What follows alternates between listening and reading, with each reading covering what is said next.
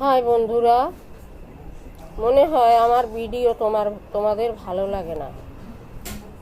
কেন বলছি, তোমরা কোনো লাইক করছো না, কোনো কমেন্ট জানাচ্ছ না, ভালো হয় কি মন্দ হয় কোনো কমেন্ট করেও জানাচ্ছ না।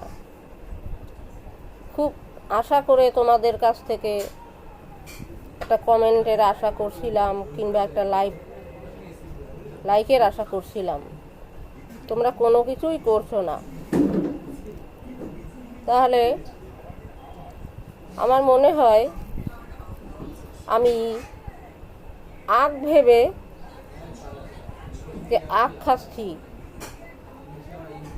খুব রস আখে।